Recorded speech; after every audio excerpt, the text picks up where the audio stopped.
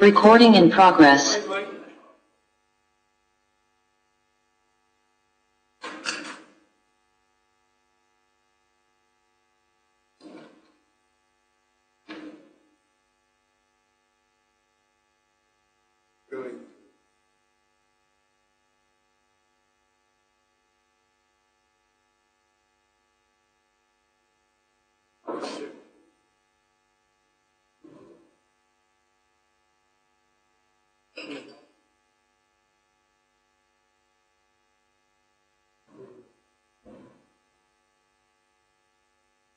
Morena koutou. We'll get underway with our workshop today.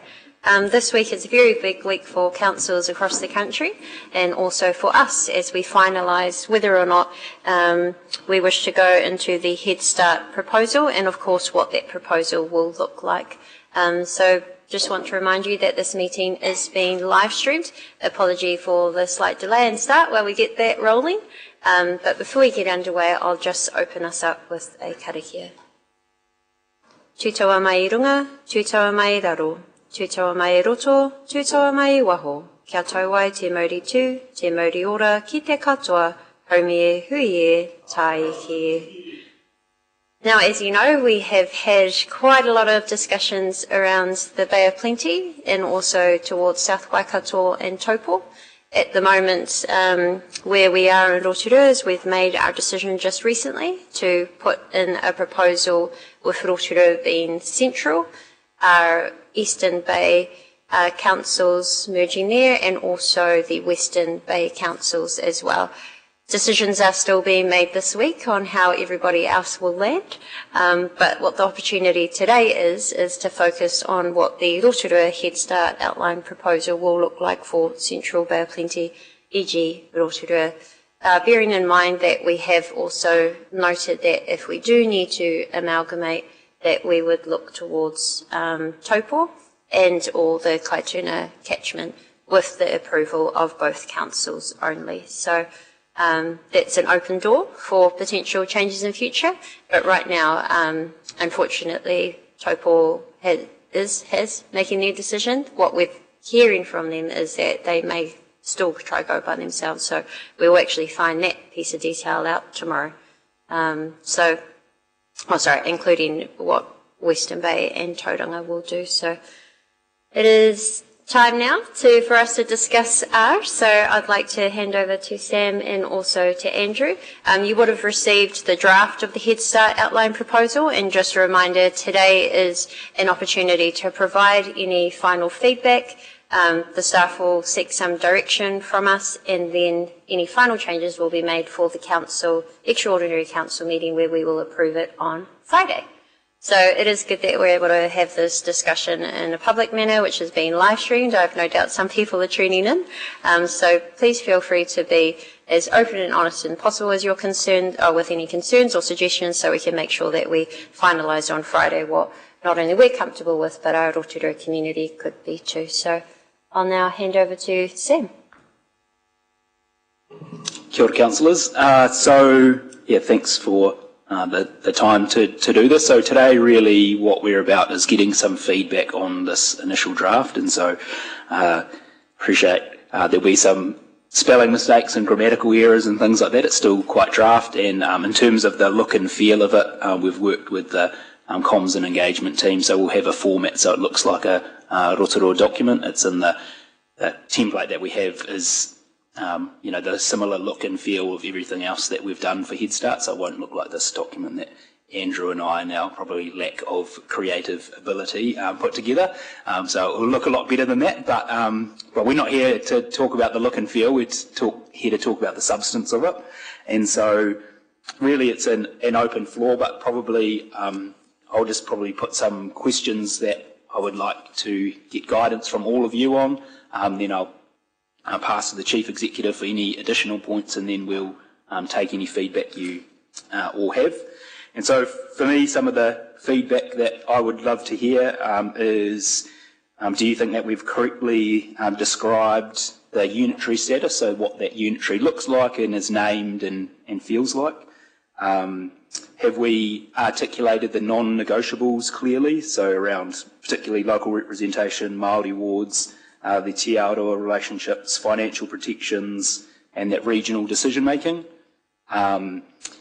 What are your views on the transitional arrangements that we have? And I know that the Chief Executive has some points around those. Have we identified the risks right and the things that we'll need to figure out in the second phase if we get into the second phase? And what are your views on the bespoke requests to government? Because essentially that was a bit of a brain dump from the Chief Executive and I, based on some feedback we'd already received, but there might be things that you feel should and shouldn't be in there. And is there anything in there that would ultimately lead to you changing your minds on proceeding with this based on our decision last week? Are there any things that are showstoppers for you in here? And as much as possible, based on the meeting last week, we've tried to include the concerns and the things that we wanted to be raised in that, but we may have missed some, so please feel free to bring those through. But that's really the scene setting from me, and I'll pass to the Chief Executive if he has anything more, and then we'll open it up for questions and comments. Yeah, thank you very much. The only thing I'd add to that is to highlight that I have sent, again, the very early draft to the Ministry for Cities, Environment, Regions and Transport, MCIT, who as of the 1st of July have taken over local government functions from DIA. I've got some verbal feedback from them. I am expecting some written feedback that's approved by their policy team later today. But I'm happy to share that verbal feedback through this discussion at the appropriate times, just so that you're aware of what their reviews are at this stage. And then, of course, when I get the written feedback, I'll circulate that to all. And based on directions from here, from this workshop, that will either be reflected in the final draft that we bring to you for approval on Friday, or if your direction is not to follow it, then we'll just note it as being the case. But I just wanted to give you some assurance that even though we are moving really rapidly, I'm trying to make sure that we also get officials' views from central government, because ultimately they'll be the ones advising Cabinet on the documents that land with them. Thank you. So now feel free to provide any feedback or comments on any of those questions that are raised. Thank you. Deputy Mayor, followed by Councillor Sanford. Okay, thank you, Chair. I think I provided some feedback yesterday, but I think I'll just go back over it just for this purpose. I think, just Sam, you asked about your questions that you wanted. Name. I would prefer to see this, if there's a name to it, that we just refer to Rotorua rather than central unitary. Or I think because we're a standalone council, then it should just be Rotorua. The central does the only reference to central has when we're talking about it, if there are 3 unitary authorities. The second question is around the unitary functions. I have a lot of questions around this, particularly how the transitional arrangements and the discussion as to what will be a local or regional function will be decided. These are questions that I know that you cannot answer, but there are lots of questions as to how that might be done, how the voting would work out, whether it be by council or by unitary, whether it's population-based, economically based or whatever. These are really big decisions. Also, I see in the paper that it's suggested that the councils, the 6 councils, agree through council decision around how these unitary functions would be operationalised, dealt with across the region. I'm just not sure how that's going to work with 6 councils having to make individual decisions around these, and how you get acceptance across the Bay of Plenty, and what do you do in the event that we don't agree. On the non-negotiables. Sorry, did you want to pause there while we try and provide? Because I've got some further feedback from DIA that's relevant to some of those questions. Okay, I did frame my questions originally that I realise that in the short time frame you may not have questions or be able to answer all of these, but it was just in response to the draft. But happy if you want to. I just while we're on that topic of transitional arrangements, that's also been quite a lot of the initial feedback I've got from DIA, MCIT, sorry, and again, it's verbal. I'll share my understanding of it, and obviously it'll come through in writing. One of the themes of feedback was in the discussions I've had with other chief executives in the Bay of Plenty was trying to understand which of those regional function decisions are made before the next triennium starts and which ones are made after the next triennium starts. If I just expand on that, at the moment, all of the 6 councils have been elected to run territorial authorities, effectively. And so there's been some discussion that in terms of the governance of a future unitary authority, the decisions on which functions should be done within each unitary and which might be done regionally should sit with the next lot of elected members that come in to govern the 3 unitaries, assuming it all works as planned. However, the feedback from MCIT is that government expects us to move much faster than that, and again, I'm waiting for this in writing, but verbal feedback is they're expecting a lot more of those issues to be resolved before the 2028 elections, and therefore they're asking either for us to provide more detail at the outline proposal phase or commit to providing that as part of the detailed proposal phase, which will be, is due to Cabinet by March next year. So I guess not to answer your question, but to respond to some of those comments, the feedback is, those need to be resolved probably even earlier than we've indicated in the draft proposal, and rather than be solved through the transition phase, which would be after bespoke legislation, they see that as needing to be resolved before the final proposal is submitted in March. To be clear, that is also not something that I'm aware other councils have discussed, because obviously that would need to bring 6 councils together in some form, or elected members in 6 councils together in some form, or through the mayoral forum to have those discussions and have them documented by March. So probably haven't said anything to make you feel any better, but just acknowledging a little bit more information in that space. Thank you, Sia. I think that actually just makes it all the more risky for us in terms of trying to make decisions without this information, and then with the short time frames, plus trying to bring 6 councils together to make unified decisions. So that was why I had just a number of questions around that.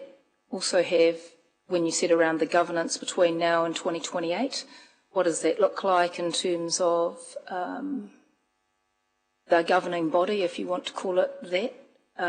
Is it, through a mayoral forum? Is it through, a group of mayors? Is it mayors and someone else? Is it then when we get to the sort of regional functions, are we having an overarching or an underlying body, and, who's sitting on that? Is it a CCO? All these questions around structure and form I know can't be answered, but I'm posing the questions because I think it's important that we're aware of the decision we're making without this information.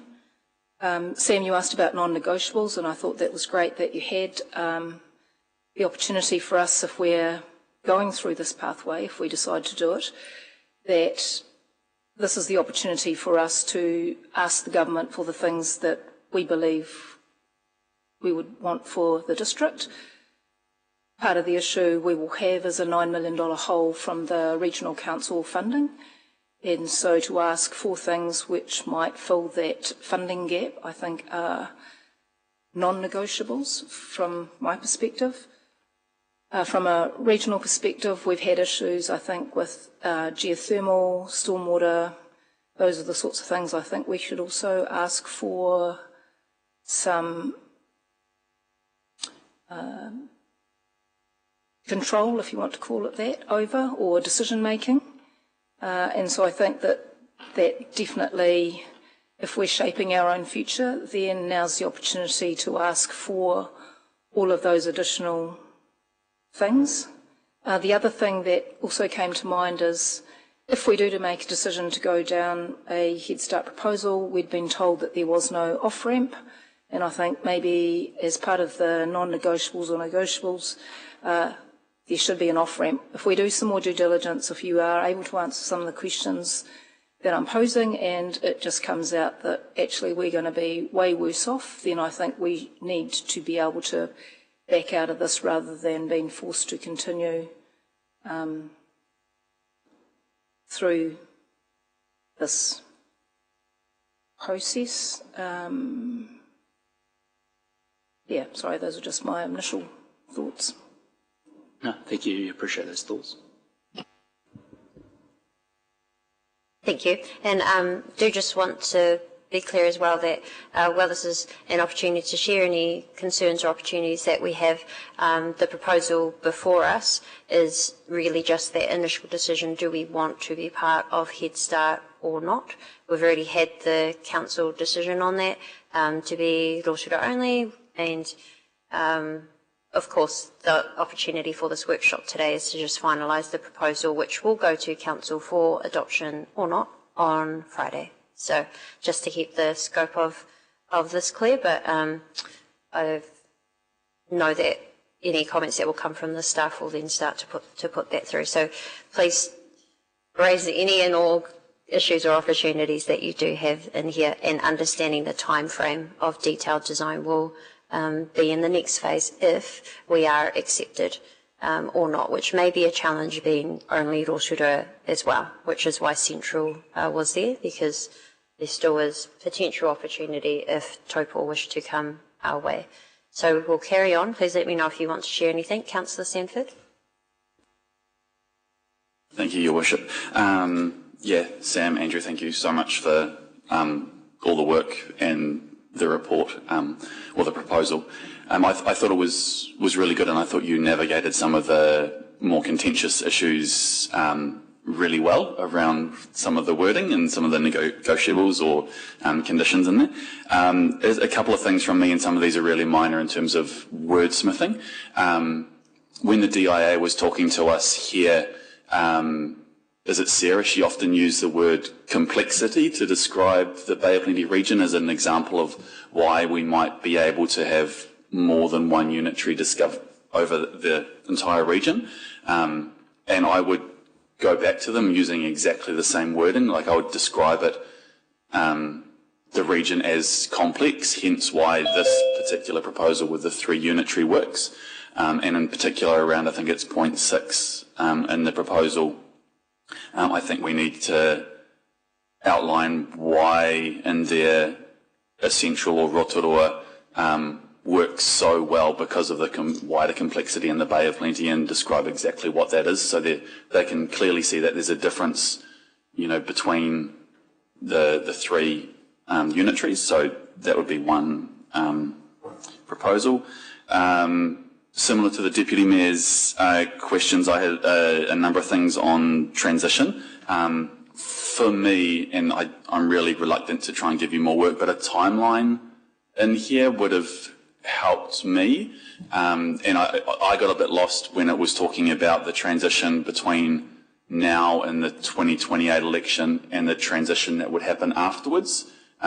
So thinking in a pictorial way, it would have helped me if, like the 6 mayors, for example, are decision-making, like planning the future before that election, and it drops down to 3 afterwards to, actually implement that, how that sort of works in terms of the proposal.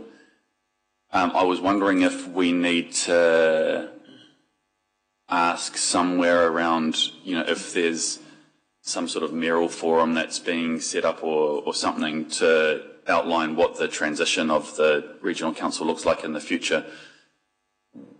Do we need because obviously that body, but like pre-2028 election, that body's going to be there while the regional council still exists with all its councillors, and so I was just wondering how that interplay, and that again is probably something a bit more for the detailed design, because you're going to have essentially a group of people deciding on what the future of an organisation looks like while it's still running.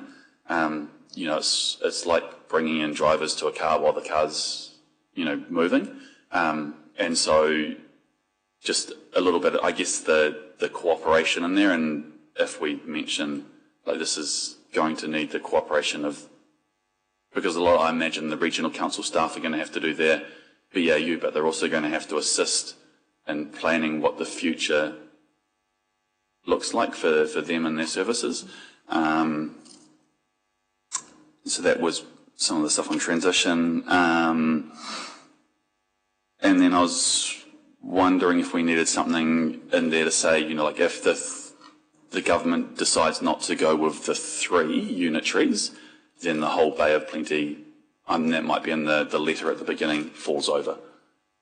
So they can't pick and choose, because if they went with Western and Eastern and not Central, then we would still end up doing the same thing, but without probably the benefit of the Head Start legislation. We'd still be lumped with that in a different way. So just something along those lines.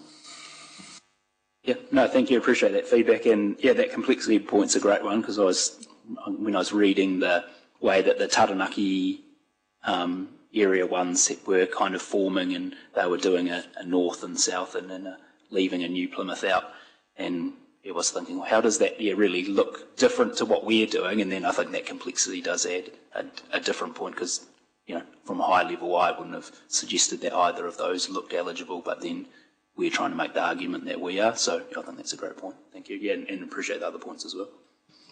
Yeah, I think I actually had a go at quite a number of pictorial representations, and unfortunately none of the pictorial representations allowed me to navigate the ambiguity that you started with talking about, because we haven't had those discussions. I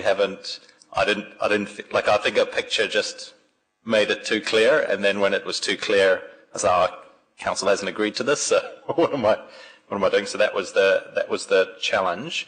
And also, like I said, what I was hearing from this council and the mayor and from other CEs about their councils and from MCERT were actually all over the map. We've got some intentions to go really fast and resolve these issues quickly, and then we've got some CEs certainly expressing their council's views that it's important to be much slower, and what's essential, as the Deputy Mayor has mentioned, is that it actually needs to be agreed across the region, and that's where we've relied more on the ambiguity, but we might not be able to do that for the final proposal.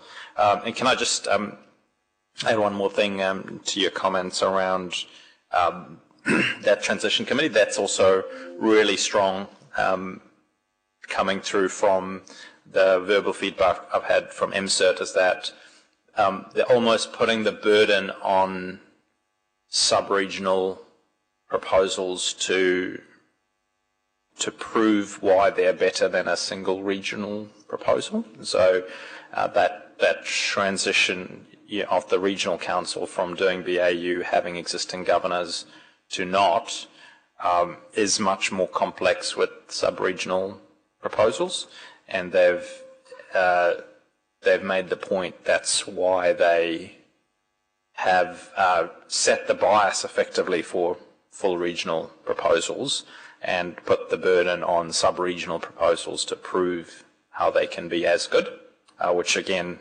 probably signals the starting point for their backstop legislation, which probably is the region, although they have not said that. Thank you very much. And I do also just want to note that in the transitional governance for Bay of Plenty Council functions 9.5, that we could be clearer on what the role of the Bay of Plenty Mayoral Forum is. So we've been quite fortunate that through that forum we've been able to not only navigate but show leadership already. So of course Quayside and that decision from Bay of Plenty Regional Council will be a significant one for whatever council and governance arrangements are in across the region. And through the Mayoral Forum we wrote to both Regional Council and then through the Minister to pause that decision of theirs until we land in a unitary authority. So that's just one example of how we've already been working together to ensure the best interests of the region through the transition. And I did just reflect back on when this originally was brought up, the government had actually suggested the formation, like now, of the combined territorial boards, which essentially use the mayoral forums to be bespoke governance body to represent all of the councils in the region. So depending on how we end up moving forward, and probably to answer Sandra's earlier question, is it a vote per council or is it a vote per unitary? Up until the unitary is established, I think it's important that all councils get to have their say, and most appropriately through a mayor or an alternative appointed person as well. So as we navigate this space of regional councillors going, what happens to us, it's important that we have a representative in there, because the flip side to that is that we'll be told what to do, and I don't think that's in the best interest of Rotorua or of any interest to us.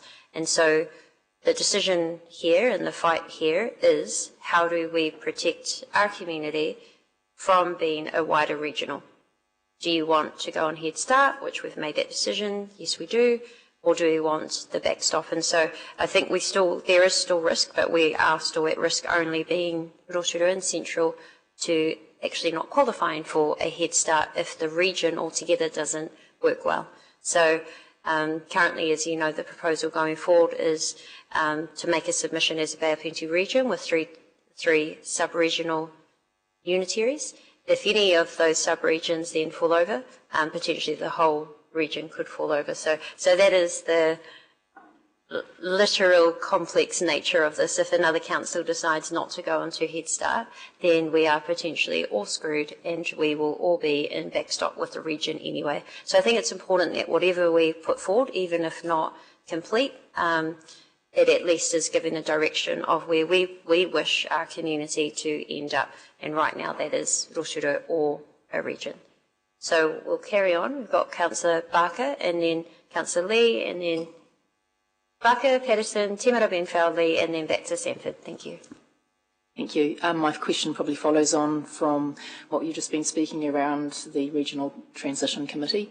I note on page 8 that we've put forward what we think that should look like with respect to representation and the advisory representatives from the Bay of Plenty Regional Council, Waikato Regional Council, iwi Māori and central government if required.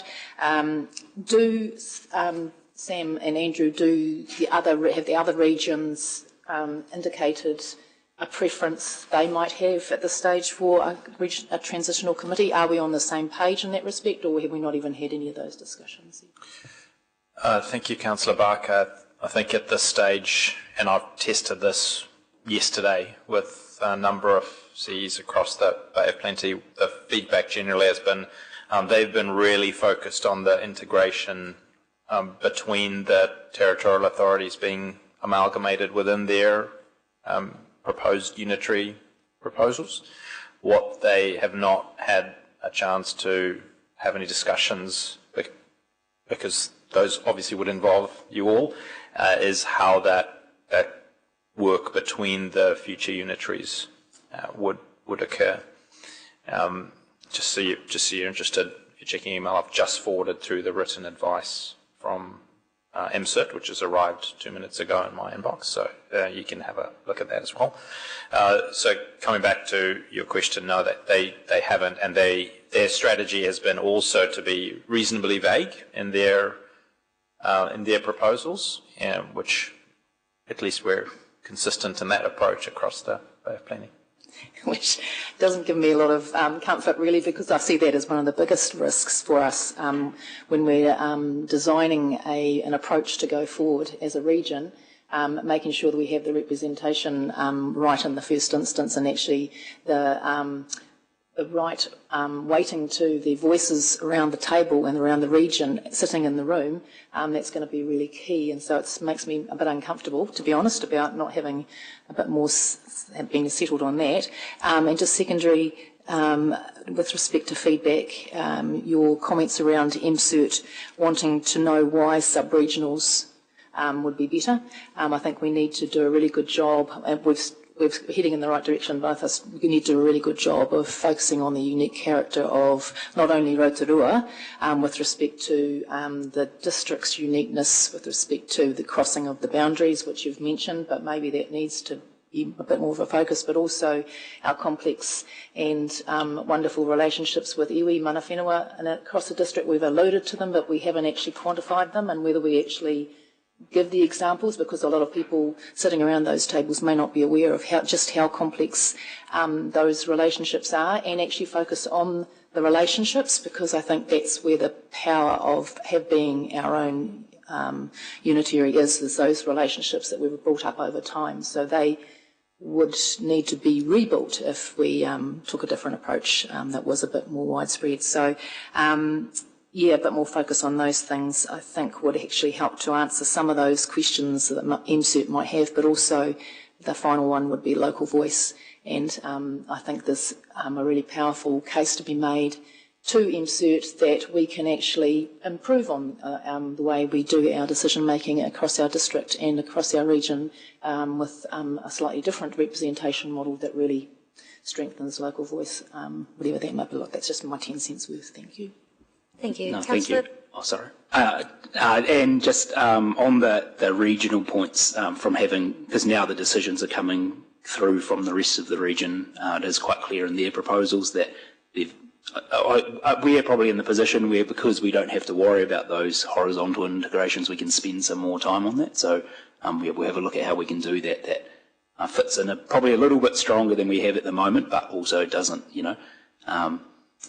go counteracting to what anyone said. And appreciate those points on the complexity and the relationship. And I think the unique position that we find ourselves in is that through multiple layers of different parts of society, that Central, Eastern and Western Bay is a kind of is something that happens anyway, whereas some of the other regions that we've been seeing coming through are probably a little bit false. But I know I'm appreciating my time on the Bay of Plenty Rugby Union board that there was very much a divide, so much so that they sometimes thought that there shouldn't be a single Bay of Plenty Rugby Union, that there should be 3 separate unions, and so it probably reflects what we're doing here in this situation. Thank you. Councillor Patterson. Thank you, Your Worship, and apologies for my tardiness. Sam, you just touched on the decisions being made by the others. So has Kawerau actually signed up to the Eastern Bay, and have all 6 councils passed their resolutions? Councillor, I might take that. So my best understanding is Kawerau's meeting was at 9:30 this morning. It might be happening right now. I understand Whakatane and Portuguese have approved their proposal, and Tauranga and Western Bay decisions are tomorrow.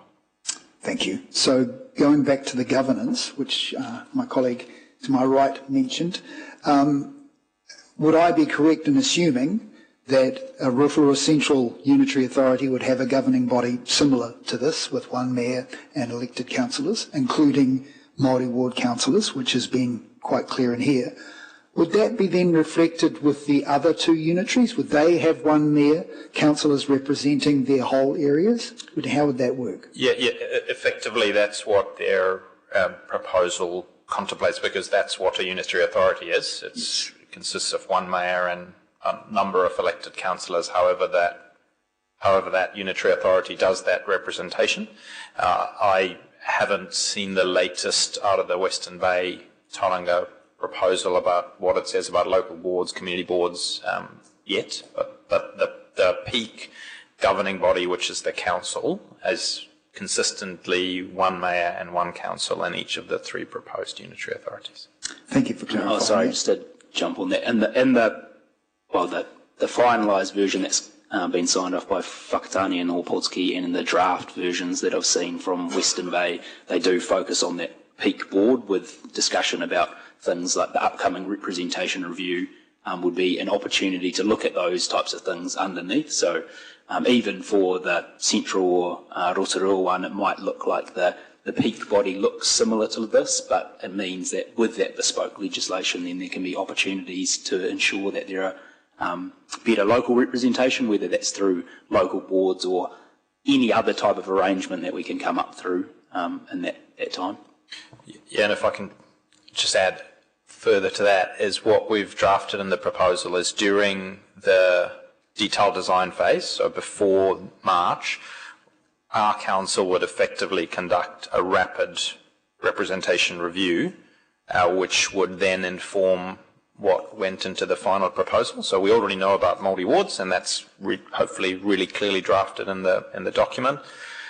What we don't know about is the rest of the representation, and we'd anticipate if we were given the green light in September, then that would potentially give us enough time by March to complete the rest of the representation review for this council and put that forward as part of the detailed design in the detailed design proposal. And you think you've got the time to do that?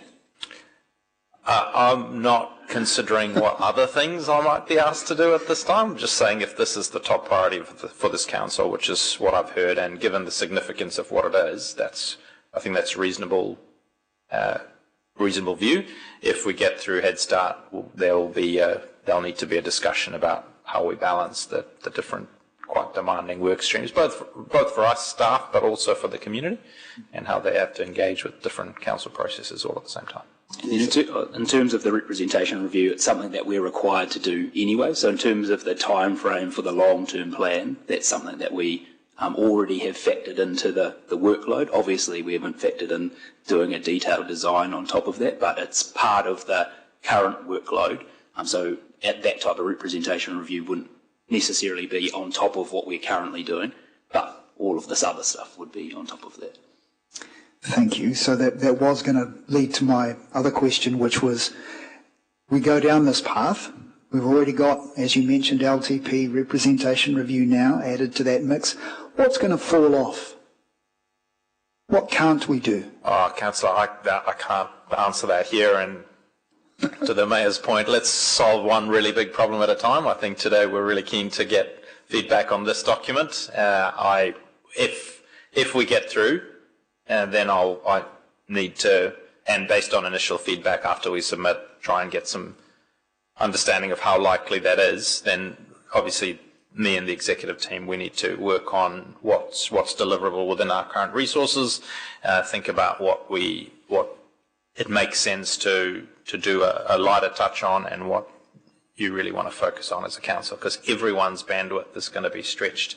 It's going to be staff, it's going to be you as elected members, it's going to be the community, it's going to be iwi partners, it's everyone. Thank you. And that leads to one final question on this, as Deputy Mayor Kai Fong rightly pointed out regarding the financial issues. I don't know if this has been covered in detail, probably going to be done before March. How will the quayside assets, dividends, liabilities, reserves and regional investments be allocated? Will we know that by then? Councillor, I've categorised this as part of the regional council assets. Technically, Quayside is regional council asset, what's held by the regional council at the moment. In our proposal, we talk about the regional council assets and the discussion about how those are controlled and managed, needing to be resolved. And I think, to Councillor Sanford's point, we've been a little bit vague about whether that's completely resolved in the detailed design phase, or does that move into the transitional phase, or is that after the unitaries are set up? I don't think we can, as staff, propose that without getting some indication of what the common view across the Bay of Plenty is. And to Deputy Mayor Kai Fong's point, because those discussions haven't happened yet, we didn't feel it was our place to put pen to paper and define that. So we've tried to create an ambiguity to know that work that needs to be done, and it needs to be done by a certain point in time, and we all need visibility of that. We just don't know what that is at this point. Thank you. And I will also mentioned earlier about through the mayoral forum, we asked for them to pause work on that, and the reassurance that they've, Bay of Plenty Regional Council has provided the Minister and also ourselves is that they will work closely with the territorial authorities in that transition phase. So we do expect them to honour that. And just regarding the LTP, rep review, everything else we have to do, what has to go, we have also made sure that we've taken those concerns on board in this proposal already regarding the request for relief from those things, and trust me, that is consistent across the country as well. So we do hope that they are a bit more lenient on us and our very busy business as usual. But thank you for that feedback. Councillor Te Mara Benfell. Kia ora, thank you, Your Worship. I just wanted to start off by saying this is a really good crack at what we've discussed, I think. So I just wanted to take my hat off to the team and all the work that they've put into this proposal. For the most part, and being such a comprehensive document as well, I think it's captured fairly well the comments of councillors around the table. I do have some feedback which I am happy to provide also as an email as well. On page 1, I suppose there's aspects of the, it might be a terminology alignment or something like that. There's aspects of the proposal that sort of bounce between terms. So on page 1, we refer to, and they're linked together, so it's Kaituna catchment, and then it's linked with Mai Maketu ki Tongariro, which I suppose in reading it infers that they are one and the same thing, so potentially a separation of the two. The other one I think that isn't necessarily clear through the document is whether or not we're proposing for the entire Kaituna catchment, which I understand comprises components of Papamoa, which we haven't discussed at length, and other parts of the catchment as well that we haven't discussed fully. Whereas certainly in my conversations, or in my understanding of our conversations, we're primarily referring to Maketu, places like Te Puke, places like that, rather than the entire catchment. But the document reads the entire catchment is that point. On page 5, we note the position advanced by Te Arawa Waka. I think that's a very, we might need to just take a little bit of a look into that, because that again infers that we've got full support of Tū Whare Toa, because Te Arawa Waka is Mai Maketu ki Tongariro. And so to ensure, well, for clarity, I would just say Te Arawa, or even Te Tākere or Te Arawa if you want to be Waka specific. So that's on page 5. The other one as well that I didn't think came through the document as well is because we do reference Mai Maketu ki Tongariro quite a bit, but in parts of the document it talks about the significance of the Tarawera catchment, the Kaituna catchment, and the lakes as well. But we do miss another significant component, which is in that Mai Maketu ki Tongariro is the Upper Waikato catchment as well as the Taupo Lakes catchment as well. So those have sort of been, from my reading, a little bit neglected through the document. But when we do say Mai Maketu ki Tongariro, we do mean Mai Maketu ki Tongariro in all catchments through that boundary. So that's just another thing. And I also thought as well, I agree with my colleague on this side of the table as well, is that the Upper Waikato catchment is quite a significant catchment for our region, particularly for the likes of the Te Arawa River Iwi Trust in the southern half of our district as well. I didn't feel that came through as strongly as our emphasis on some of the other catchments as well. I'm just trying to read my handwriting here. I also thought as well, just in an alignment between our terminologies, because we do use Central Bay of Plenty Unitary Authority, and then we use Central Unitary Authority, and then we use Central, and then we use, I suppose it's just an alignment of terms, just so it's clear. So maybe just select one and use that through the whole document. Page 7, Retention of Māori wards. Yeah, I actually thought through the document, and my colleagues either side of me will probably agree as well, I think that the retention of Māori representation has been captured very, very well through the document. So that's something I wanted to make a comment on. I also think it's good that the documents provided comments around our population and our size. Something that may be helpful is providing that in context of our region. So we've said Rotorua has a population of 80,000, and you've said within a national context this is what it looks like. But I think given our regional context, so if we capture in the document that's, as an example, 2.5 times the size of an Eastern Unitary Authority, or 2 times the size of a Taupo Authority, or that just provides our regional context to say, actually, yeah, it is a big number, both nationally and regionally. That's just for a bit of context setting. I thought the reference to the Rotorua Township Agreement in the document was good, and I do hope that we carry that through to have some sort of legislative acknowledgement through whatever new legislation that we draft for our Unitary Authority. And my final one, so we've got a point 4.1 and point 4.2, which is a lot about context setting. I think it would be good because we have emphasised our relationships and partnerships with Te Arawa as being important, but I think potentially some context settings around our region and what that looks like, and here's some recommendations, would be very, very helpful to understand why that is, not just because we like to work with them, but actually our district requires us that we look to them for our district to function correctly. So for example, from the Bay of Plenty Regional Council, 38% of the land in the district is Māori land. That does not include land owned by Māori that is in general title, so it's probably well above 50% of the land in the district. It doesn't include Ngāti Whakau gifted reserves, which is a significant aspect of land holdings within our district. I think also things like joint consents for water. What is it, 60%, 70% of our water in our district coming from iwi-owned springs. City infrastructure, the recovered water, wastewater treatment plant, the airport, all of those, ownership of lakes, ownership of forestry, ownership of tourism and business assets, and the economic contribution of Te Arawa to this district as well, I think is a significant aspect of the application, which has informed a lot of what we've done. But I don't think any of that has been captured well through the document. So that might be a 4.3 of context for our district. But other than that, great crack at this document. Thank you. Appreciate you taking the time to go through it so thoroughly, and that's the exact type of feedback that we want as any of those blind spots that we've had. So perfect. Thank you.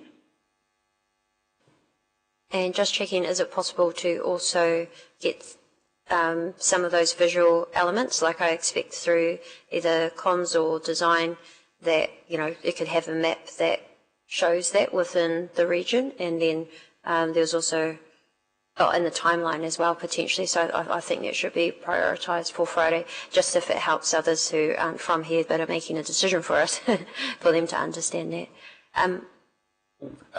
Can I just add one thing in case people from the Western Bay are watching this? Just to be clear, in the proposal, while we've indicated the Maimake Tuki Tongariro and potential future boundary adjustments with the Kaituna catchment, for the outline proposal, we're proposing the Rotorua district along current boundaries. So we haven't agreed with Western Bay of Plenty at this stage, or with the future Unitary Authority, any boundary changes from today's boundary. So I just want to be clear in terms of managing expectations. We've heard that. We've heard it really strongly through the Mayoral Working Group. From a Te Arawa perspective, that's something we'd want to carry forward. But we're also being clear that in the outline proposal stage, we're not at the point where we're ready to make that something that the proposal is contingent upon or definitely requires. So. Thank you. And we have noted minor boundary changes in one subject to both TAs. I can see Councillor Wang's hand up, but we'll continue around here. Councillor Lee, Sanford, and then Councillor Wang. Thank you, Madam Chair. Your Worship, we have just received an email that Andrew's forwarded on to us at 10 o'clock from the MCERT. I was wondering if it would be sensible to take a 10-minute adjournment, because I, for one, certainly can't read an email like that and digest it while listening to what's happening around the table here. We can take a short break and then come back, but we'll continue now. Do a round first and then perhaps take the adjournment.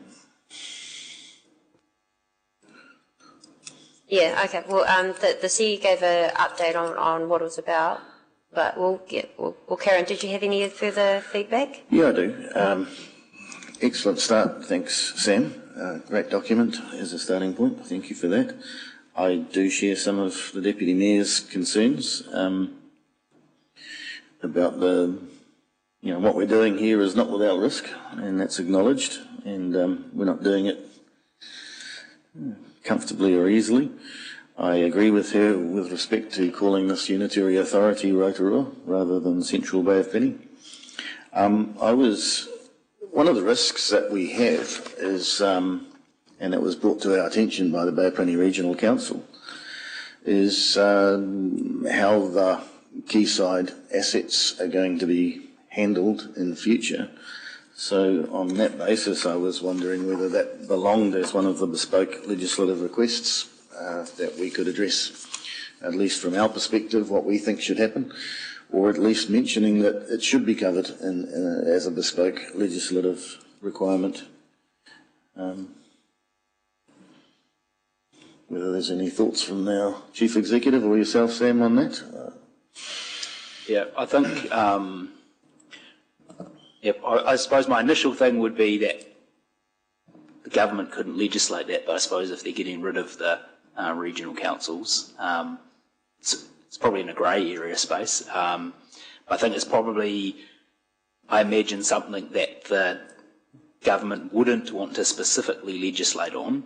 It would be something that would go to proposals, but it's something that we can look at a potential possibility. I would say it'd be difficult for the government to legislate on something that specific, but probably move towards something more. But the Chief Executive looks like he's got some more to add. Yeah, if I could, the sequential, right? So as assuming this proposal for the region, 3 proposals, 1 proposal gets through Head Start, then there's a chance for the councils in the region to propose what that legislation would need to be. So that's the first opportunity to shape that and tell the government what we want, if that's what we want. But when I say we, that's all of the councils in the Bay of Plenty, potentially, with the exception of the Regional Council, potentially, agreeing on what that is and putting that forward to central government as part of a detailed design proposal.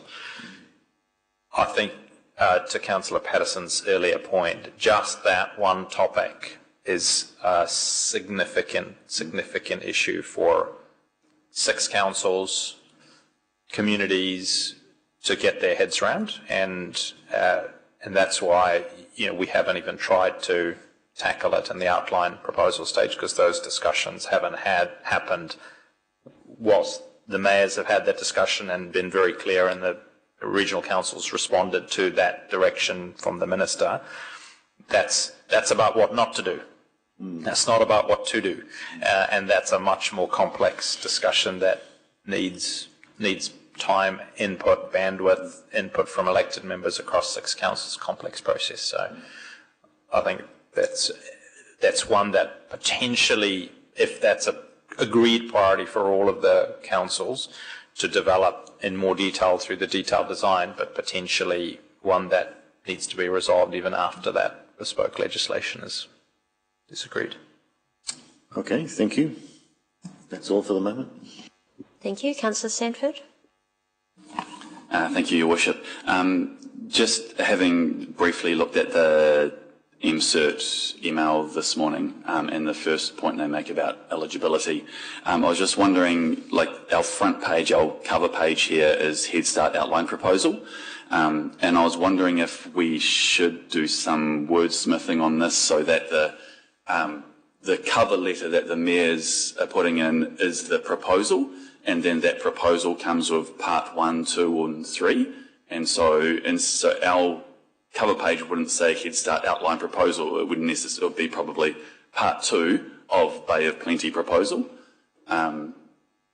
that I'm not sure what the thinking on that is. So that would be we change those sorts of things to get through the door in that way.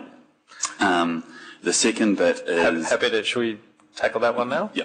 Yeah, so Councillor, great thinking. I think we're all of the same mind to do that. The challenge is the feedback I've got from the other councils is that's not necessarily how they see it, and they're quite interested. The challenge I've also got is for a council to support a proposal, generally, they want to see the whole proposal. And so what we're not bringing to this council is the details of how the Western Bay is going to work, or the details of the Eastern Bay is going to work. Eastern Bay had their meeting yesterday. They haven't taken how Rotorua is going to work, Central Rotorua is going to work, or how Western... It's probably helpful if I jump in here, because I've been leading this across the Bay of Plenty as the chair of the Bay of Plenty Mural Forum. You're exactly right. That's why we are relying on working as a bay, and why we've created such strong relationships and support for the Head Start, because it is, as we see it, submitting it as one Head Start proposal with the three separate. So I really like your suggestion. I think calling it the part 1, 2, 3 just makes it really clear, because I mean, it's clear in my mind, but it seems to still be confusing for others. So that is how we're doing it. We're going forward as a Bay of Plenty. Unfortunately, though, the key risk in that is it just takes one council to decide and to vote not to go into a Head Start process, and that's when I said before we are all screwed. So that means that it falls over for everyone, and then the alternative then is maybe Rotorua could try, if there is only one sub-regional unit area that has managed to stay together, submit a Head Start. Where it gets really complex is in the Bay of Plenty. We've been really fortunate to all be doing this under the value and principle of not forcing other councils to do it. As I'm aware, there is only one council that we feel uncertain about whether or not they will support the Head Start. So if that council chooses not to, then we are looking at a region-wide.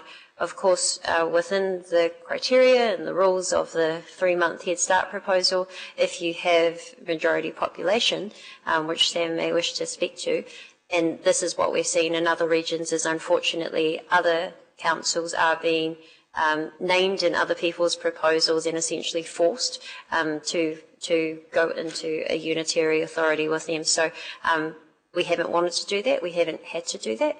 But I will just note that we do still have concerns on how everybody else will land. But thank you very much for that valuable feedback. Sam, do you have anything else to add to that? Probably the only thing I would add is that I agree with you. So and I think the risks that the other councils have seen in this is that others pull out and then the whole thing falls apart. But that's why we've been quite clear around naming it the Central. And I agree with your point on the header, and the title page has changed in the nicer version of the document. But I think we're looking towards trying to refer to it as much as possible as the Central Bay Unitary Authority proposal as part of the broader Bay of Plenty wide approach, or something like that. So it goes as close as possible to say that this is a single proposal, while we can't necessarily say that. But having read through the other proposals as well, they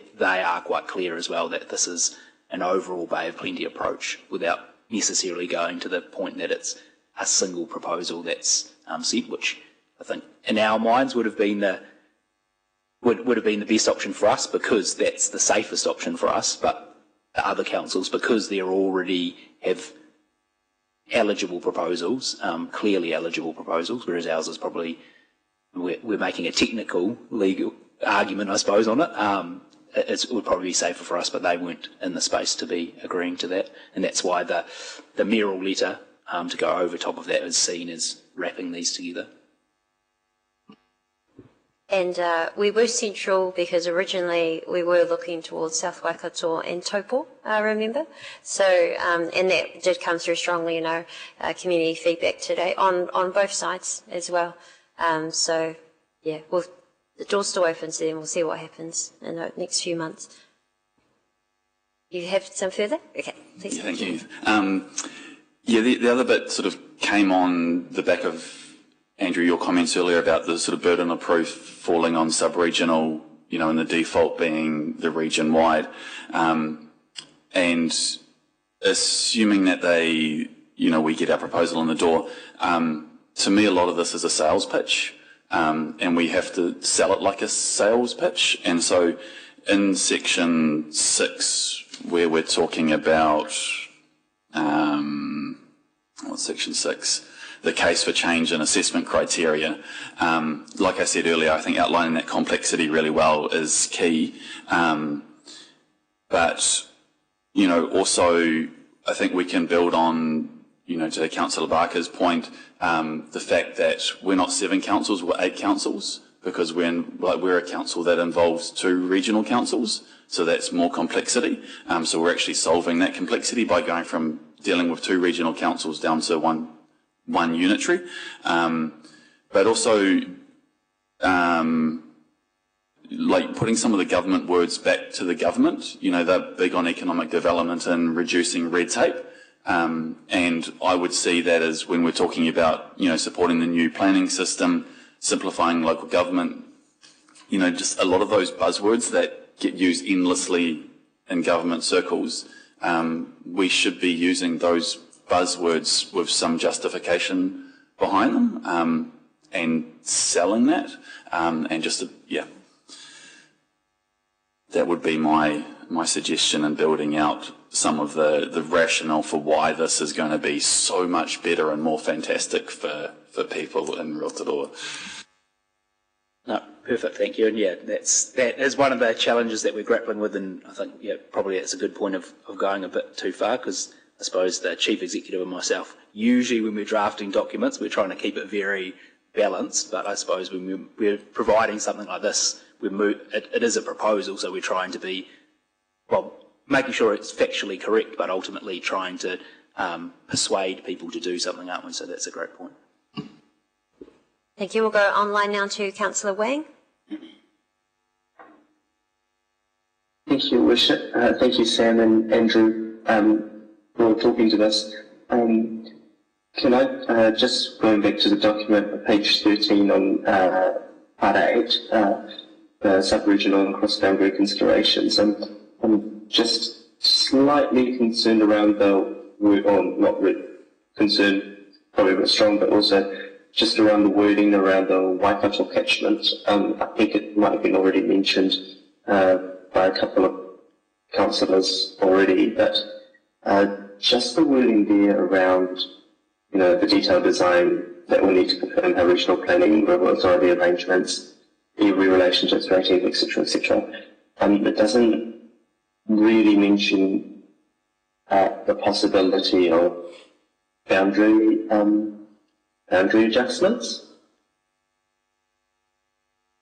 I'm just wondering if you're able to talk to that, and would that form part of the detailed design, or is that a possibility? Yeah, so that would form part of it, so we can make sure that we pick up that in that part of it to make that clear, like we have in some other parts. Yeah, I guess. Awesome. Thank you, Councillor Wang, if I can just add, we have picked up potential boundary adjustments both in general, but probably more in reference to the Kaituna catchment, and is also mentioned in the mayoral letter as something that they agree in general. That I guess the reason we haven't maybe been so explicit here is that there's no Head Start proposal on the other side of this boundary to be discussing with. So with Western Bay of Plenty, obviously they've indicated and they're working on a potential Head Start proposal. So there's been a discussion with them. With Taupo, there hasn't been that decision to even pursue a Head Start proposal. So we haven't had that explicit discussion with them. But there's nothing. I don't think there's anything to prevent us acknowledging that there might be boundary adjustments there required in the future, so we can pick that up. Thank you. And just double checking, you mentioned Western Bay of Plenty. Was that South Waikato that you were? No, it was Western Bay of Plenty, because the Kaituna catchment that is referred to in the document and for possible boundary adjustments in the future is currently within the Western Bay of Plenty district. But as I mentioned earlier, sorry, yes. Yeah, thank you. And just my second point was just on page 18, 9.9. Sorry. The email, again, I think that we're going to discuss a little bit later on, that you've just forwarded to us from Sarah from NSIP,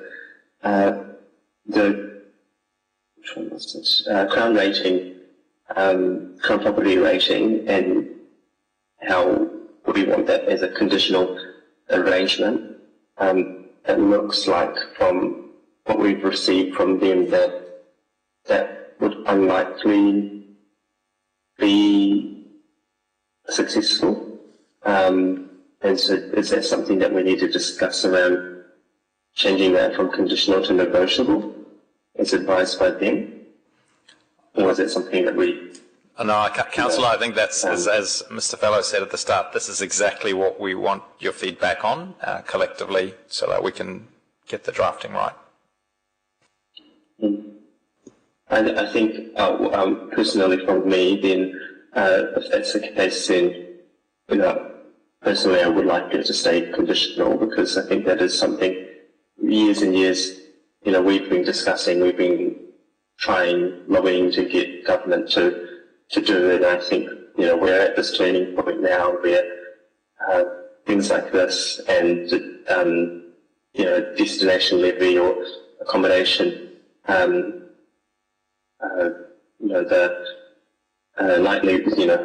accommodation levy,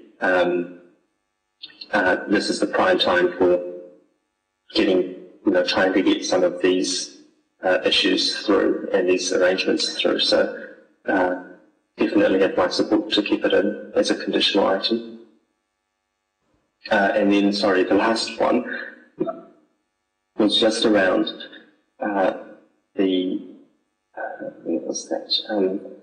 transition funding and the specialist support as well.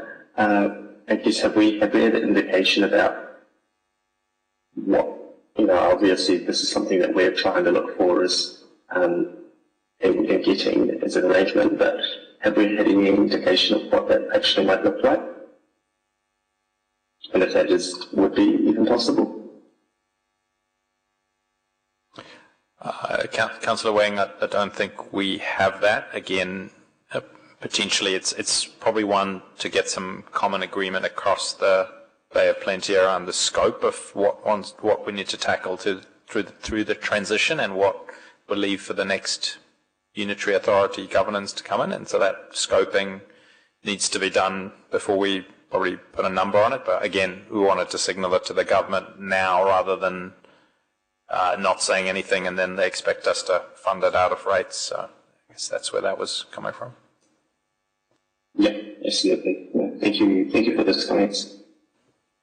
Thank you. On that 9.9, that was actually something that I wanted to ask of us all, because if you have conditional, and when we had DIA here and I did ask, well, what about the additional revenue tools that we've been asking for, and what about paying rates on Crown property, which currently don't? And the answer that we got was quite clear, is that if we put things like that in, it is unlikely to be supported. And so I think we need to be realistic. This isn't, so while I take on Councillor Wang's perspective on that, I think there's a way for us to note it without saying that this is conditional, knowing that that will then make all of this not accepted, which will then put us into the position of a Bay of Plenty wide, potentially, or larger. So, I did just want to ask that, whether or not we just remove that whole status column. We put in our requests, but it's not conditional. So if and when they come back and say no, but it is important that we are using this opportunity to raise these, but I just wouldn't want them saying no to then, if we're going to put conditional, that means when they say no, we say, well, we're fully out, and I don't think that second decision would be the best. But I don't know, do we have any strong thoughts on that? Councillor Patterson? Thank you, Your Worship. Just drawing on my many, many years in sales, one thing I learnt was ask for what you want, what you really want. Now, the other things are not as important as the main thing that we want. If we push too hard on making things conditional, it just gives the person you're trying to sell this to the option to say no. So take away, that's what I've always learned, is take away the opportunities for a no and just focus on getting the yes that you really want. Thank you. Councillor Sanford. Yeah, thank you, Your Worship. Yeah, I really like having the chart in there, and I think it's important that in some way we ask. Yeah, my point was more around whether the terms conditional and negotiable are the right ones. In my mind, I was thinking, you know, like requested or yeah, I don't know. There's something other than requested in there, and so you know, for conditional, because I don't think the government's going to look at paying rates. They need some more revenue for that, and they don't want to generate more revenue. So yeah, I think that making something like that conditional is really risky. Whereas I'd say, you know, yeah, requested or sought after, or you know, something that we're asking, but it's not actually a linchpin of the entire proposal. Yeah, so it could be, you could have levels of it, couldn't you? Like these are the ones that are, you know, while they're not conditional and we don't want to blow up the whole thing for these, but these are the ones, you know, that would be almost our expectation, and then ones that are nice to haves without saying they're necessarily nice to haves. Yep. Yeah, so I think, Councillor, I think that's what we've done. We've saying the ones that are terms and the ones that are conditions. So the ones that are, and that's, I expect most of the discussion from now on is going to be about those, because that's what we really need your direction on, because once it's written, it is either a condition or it's negotiable, and if it's negotiable, then we're effectively saying we'd be happy to do without it. Potentially. Yeah, that's potentially also how they would read it, because you haven't said it's conditional, so we'll accept it and then you can negotiate it from there. And so, you know, we're looking for your direction on those things, and I think it's vital that we get a sense from you on that, because that will then turn up in the final draft that you'll be approving. So, you know, there's a discussion earlier today that's not drafted about an off-ramp, and again, as officials gave us advice here that if that's what we want, then we write it in and say this is conditional on us having an off-ramp at the end of due diligence, and then they can either accept it or not. Same with other things like this. You know, for example, I've got the first one is protection from inherited regional council liabilities. I mean, it's up to you to tell us, do you want that as a condition, or do you think that's something that we're willing to submit a Head Start proposal with, even without getting that? I think it's really the crux of it, as Mr. Fellows indicated in his opening comments. So take your feedback on all of it. Thank you. I think the feedback that we've received all so far has been it's just too much of a risk to put in conditional. And actually, when I read these, everything except for point 3, the government gardens and Crown-related properties, is exactly what I can't say every, but what a vast majority of councils will be seeking. So I think it's not bespoke to us. So again, that's why I just say we can list it, let's still list it because we want it noted, but there is a real role in LGNZ to be the advocates, which they already are, for pretty much all of those and the rest. So I know that they have been advocating really strongly for the LTP and rating relief, the rep reviews to be deferred. So hopefully that helps you to see it a little differently as well, as we would like them to consider this. But I would also remind you that there is a much greater national role in advocating, because all councils want those. Councillor Lee? Thank you, Madam Chair. We're talking about topics here that are referenced in this email from MSET that arrived at 10 o'clock, and I feel I'm flying blind at this point. So I would appreciate a 10-minute adjournment, which I think is we would be due for in about 10 or 15 minutes anyway. But we said we'll do that. We're just getting through any feedback at the moment. Did you have another point, Councillor Barker? Thank you, Your Worship. It was actually just bouncing back to Councillor Wang's comments around the sub-regional and cross-boundary considerations. I just wonder if, to give more context and to actually show the complexity, and this is part of Rotorua's uniqueness as well, which I talked about earlier, maybe a map demonstrating the geographical region, because it's reasonably significant that's affected, and also following on from Councillor Tembera Benfell's quantification of what it actually means to the ratepayers. There's 3,900 people that live there, but there are at least 250 dairy farms, just as an example, who will all be relying on consents and all the rest of it, as well as the other landowners that have businesses that require the same. So just maybe some more context around that would be helpful. Thank you. Thank you. Any other? Councillor Patterson? Just an observation, Madam Mayor, is after having a brief look at that email from Sarah, it appears to me that she's giving us a big hint to be more consistent. So we better make sure that what our bottom lines and our non-negotiables are reflected with our colleagues in the other regions. Because if they see inconsistencies, then it just comes down to, well, you're just trying to look after yourselves.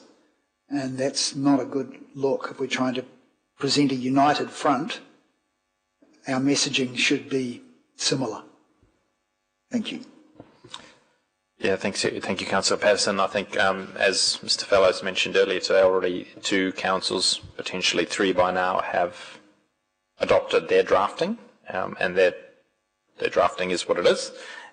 Can't be changed now. Those councils have adopted it, and the papers for both Tauranga and Western Bay have been circulated to their councillors. So where there's ambiguity, we'll try and bring it together in terms of that mayoral letter. But with the nature of not doing this all together as co-drafting three documents, that's the nature that there's always going to be a little bit, and that's where the power of that overarching letter comes in. Certainly that's our argument. Thank you. And Deputy Mayor? Just one comment. Your Worship, you mentioned before that potentially the door was still open to Taupō and South Waikato, and I know at the moment... not South Waikato. Sorry? Just Taupō. Just Taupō. And then I had spoken about an off-ramp, but should we also, and given that this whole decision is still subject to whatever else happens in the Western Bay Tauranga decision, but also as part of the bespoke arrangements, that if there is an opportunity to look at different pairings or different arrangements or partnerships, amalgamations, and given more time and opportunity, that maybe the door should still be left open to 1 or 2 or more councils. We'd signalled before that was our preference to look that way. That door was shut, and you've indicated it's not a situation where we want to force another council to do anything, and we're talking openly about Taupō. I don't think that necessarily we've had those sort of free and frank discussions about what a potential amalgamation might look like, other than the very early stages, which may or may not have included South Waikato. So I think our backstop or Plan B might still be a bespoke arrangement that allows us to have a look and explore that before we just get told if we were going to have the door shut on us. Just a thought. It's a very good thought.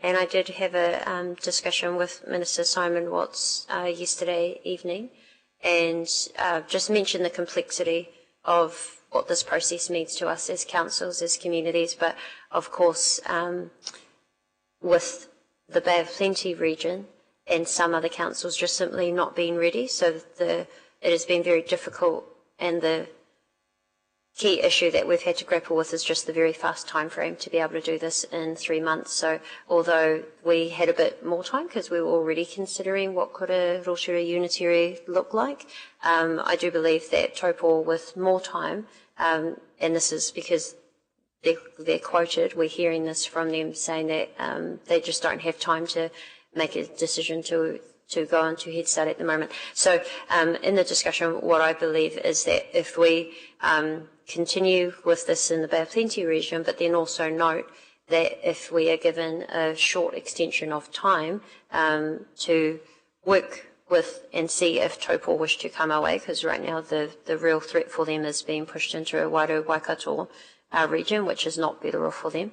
So that is something that we could note in writing as well, and we can check on how Taupo feels about that too, is that if we were given a few more weeks or a month to finalise for Taupo to decide whether or not they wish to, and by then at least they will know what the Waikato region is looking like as well, which has been very, very complex and certainly a lot of moving parts. So that's something we can certainly take into consideration.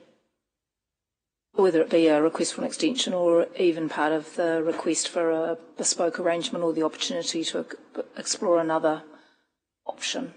Yeah. Maybe the way I see this practically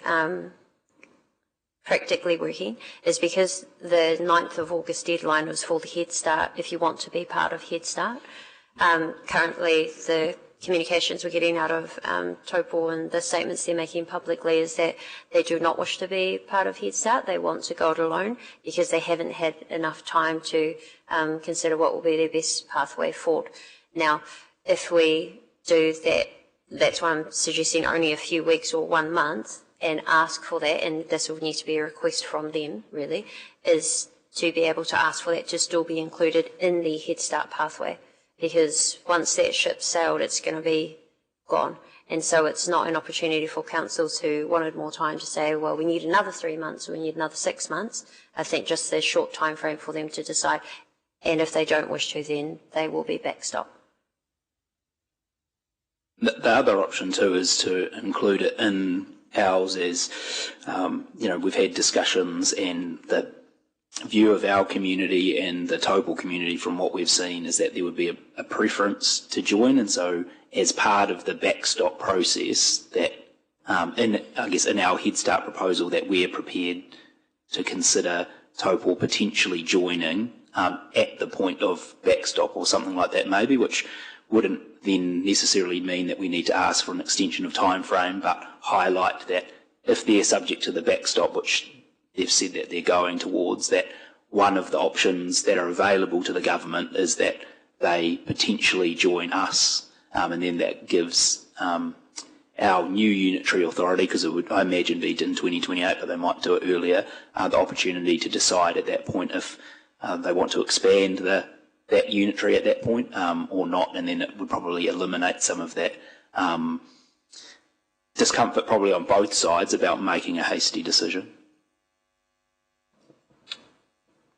I think just thinking about how we've heard about making this as easy to say yes to, and also building in complexity for further changes. So I'm just trying to think about how we balance that in the drafting. And I've also heard very clearly from the Mayor that it's not, in no way are we indicating in our proposal that we would include Taupo against their wishes or against a government decision. It's either through those pathways rather than through our council decisions that they would be included. So just going to think about how we draft that, but also, we've heard advice repeatedly from MCERT that they don't want scenarios, they want to know what's your plan. And I think if we'll try and come up, I think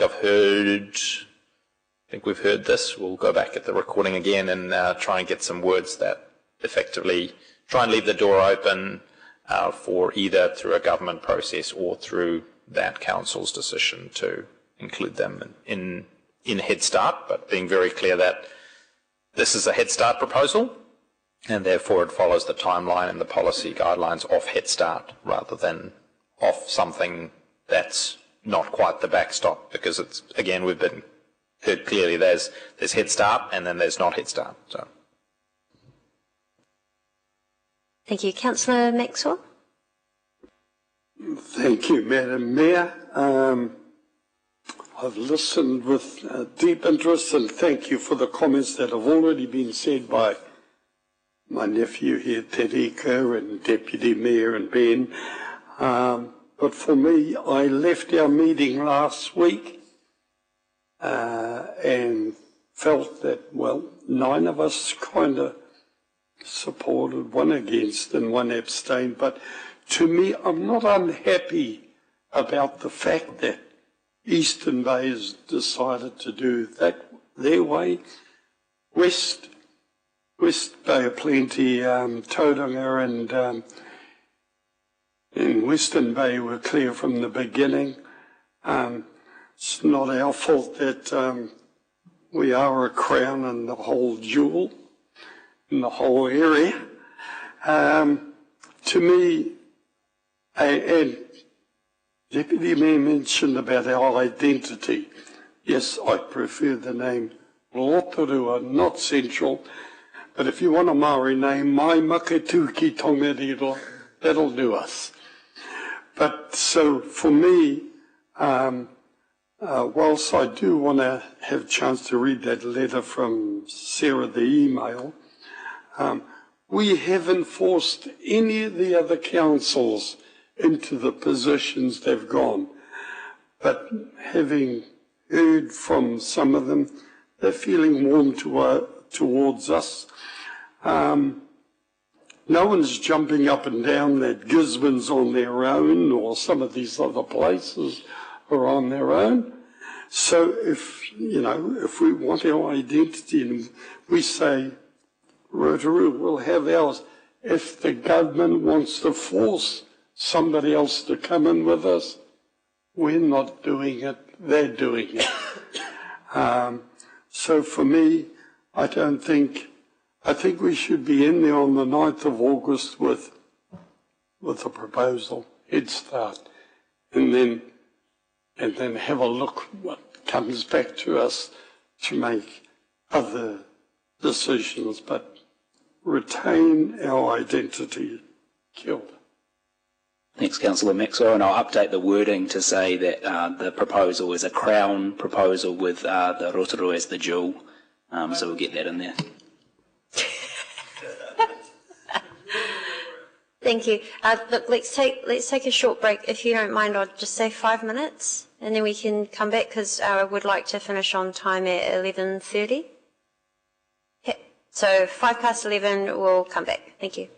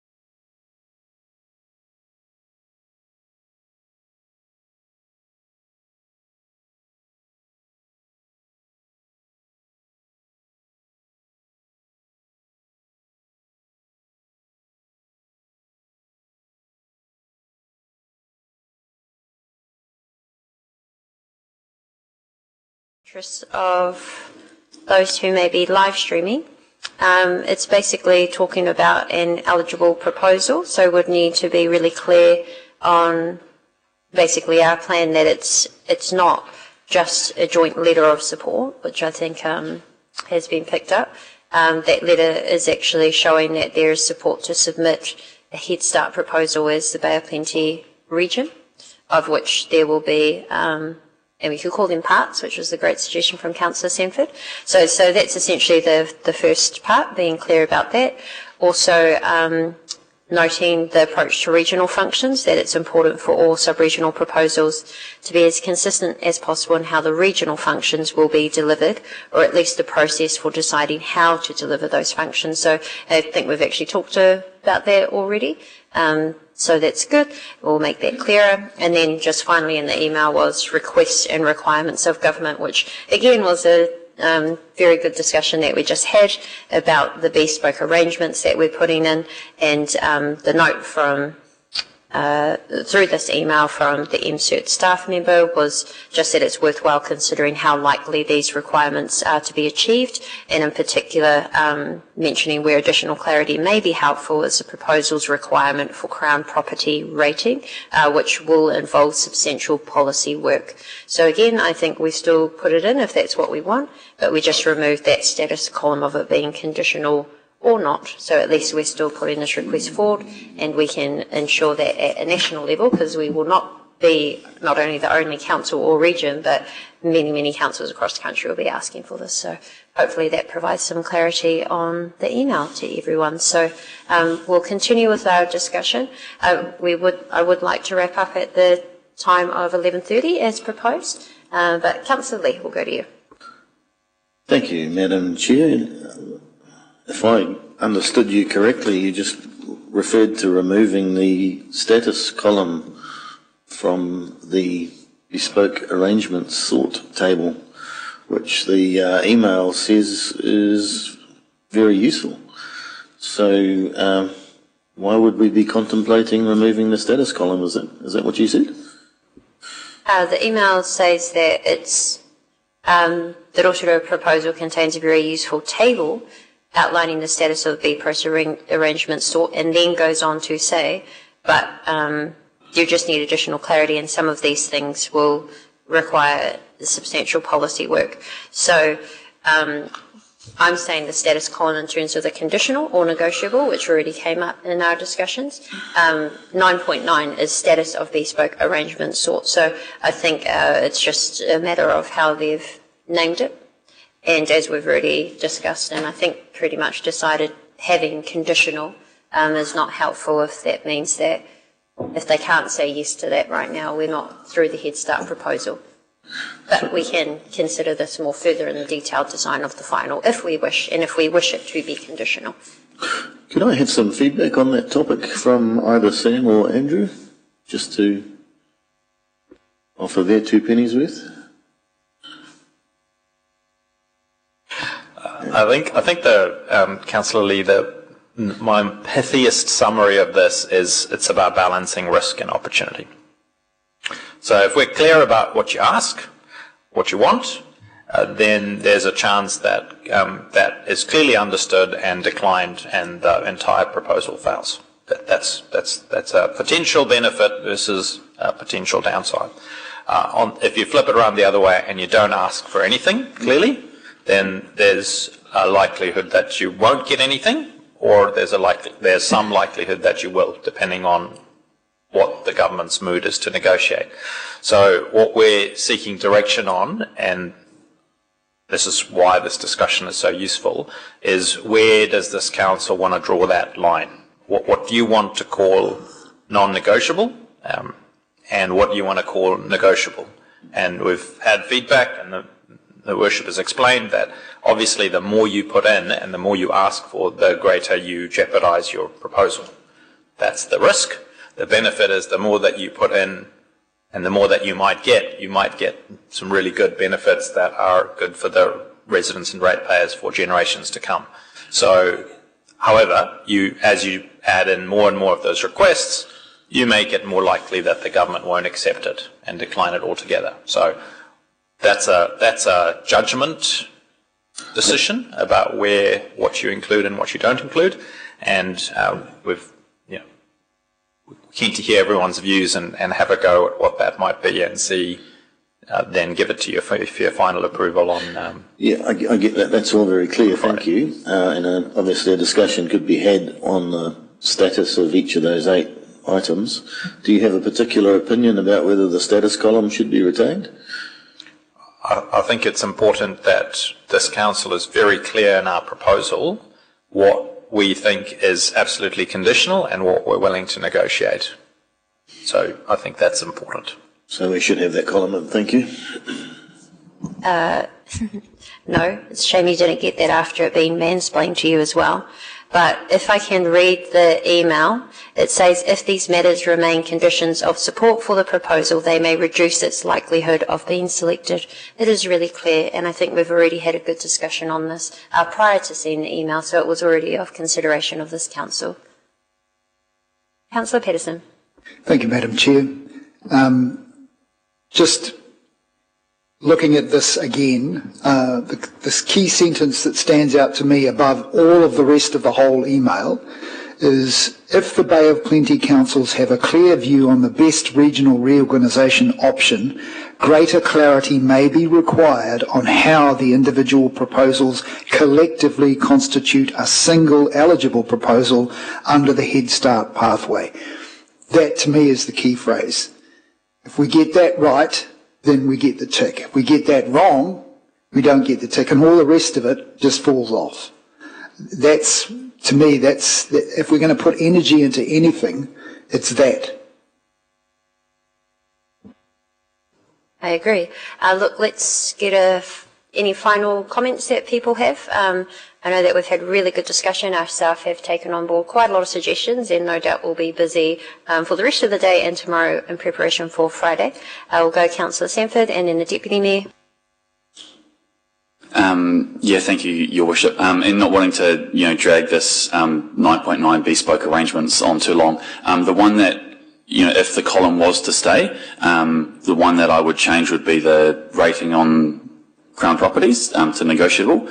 If the column is to go, I just wonder if, and I'm sure in your infinite wisdom on wordsmithing, we sort of want them to come to us with what those bespoke arrangements would look like from their side. So we're putting out to saying these are the bespoke arrangements that we want to talk to you about and come back to us. And then if they're able to come back to us with, yes, we're willing to negotiate on these particular things, then to the Deputy Mayor's point, I think then it's important to have an off-ramp, because if they don't come back to us with enough, it might make the entire proposal, non-sustainable. But if they do come back with us with enough movement, then we can turn around and say, actually, this is something that we can work with and we can move forward. And I'm not sure if that's how they would foresee this playing out, but just my 2 cents on it. Yeah, and I think from that perspective, when I had an opportunity to read through the email that came through, I thought maybe the second paragraph under that point 3 about whether they're intended to be non-negotiable conditions or matters that could be explored further during the detailed design phase. And I think that explored further during the detailed design phase probably gets to the point that you were trying to make, is that I would see that if there was a level of comfort in doing these, it would be a discussion through that detailed design phase when we have support from MCERT and others about how likely and able those are to do. And so I thought the point around the policy was quite good. While sometimes we think it takes a long time for us to get policy changes made, it's vastly quicker than it takes central government for that to be made. And none of us are experts at doing central government policy making decisions, and so that's the support that we'll need to ensure that any of these bespoke arrangements get through. Thank you. Deputy Mayor? I'm just trying to answer your question, Your Worship. So I wonder, just from the email where it says we should signal our desired outcomes, given that we're in a relatively weak bargaining position, whether we should just remove the conditional / negotiable column and just change that heading to be seeking support for bespoke arrangements on the following matters. Then that leaves the door open, and as Councillor Sanford says, if we don't like what those bespoke arrangements might look like, if, for example, we're trying to fill that funding gap or trying to deal with the quayside or something else, then we can still opt out, but without kind of sabotaging our application from the start, which is what that MCERT email is saying. So if it makes it more palatable to get the application through the door, I think that that column should just come out and just be that we're seeking support for those matters. That's what I would suggest. Thank you. Lots of nods around the table, so we'll get staff to take that on board. Yep. Can I just clarify, though, that what we haven't got in is that ability to exit? So are you saying so we add in that ability to off-ramp, but not make any of these conditions conditional at this stage? That's what I'm hearing? That's what I would be suggesting. Yeah, okay. Yeah, that's... Just check any final comments? No. Sam or Andrew, do you just want to summarise the next steps? Yeah, well, thanks everyone for your participation and taking the time to read that under quite short notice, and yeah, the extent of the comments I really appreciate. So the next steps are that we'll this afternoon and tomorrow spend some time making any of those amendments and those changes. We'll get it in a format that looks presentable from Rotorua Lakes Council, and then the aim is that on Thursday, probably later in the afternoon, I imagine, we'll send it back to you for that discussion on Friday, on the Friday afternoon council meeting. Yeah, and maybe one more thing which has been talked about quite a bit here is also trying to get some, as far as possible, consistency of language and alignment with what documents have been approved or have been drafted with the other two entities, but still using the strategic ambiguity about the things we don't know about. And then finally, obviously, the letter, which we want to be read as the proposal, trying to get that wording to a point which the other councils agree with and authorise. And I'm sure the Mayor's going to do some really good negotiating about that to get some agreement on that, so that that is really powerful and effectively advocates for Rotorua's interests as part of the wider Bay of Plenty. So that's the other key piece of work, I think. And I have already had feedback from mayors and Cs around the region, so that will come to you on Friday as well, but hopefully as soon as possible. Thank you. Okay, well, we will close off there. I'll ask if anyone wants to do our closing karakia. Trevor, thank you very much. Councillor Maxwell.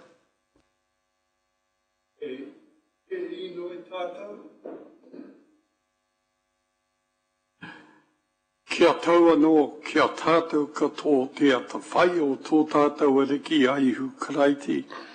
E te aroha o te atua me te whiwhinga tahitanga ki ta wairua tapu. Aia nei ake tonu atu. Āmene. Yeah. Thank you very much, everyone. And we look forward to our Friday extraordinary council decision to finalise this proposal. Thank you. What was the time again on Friday? 1?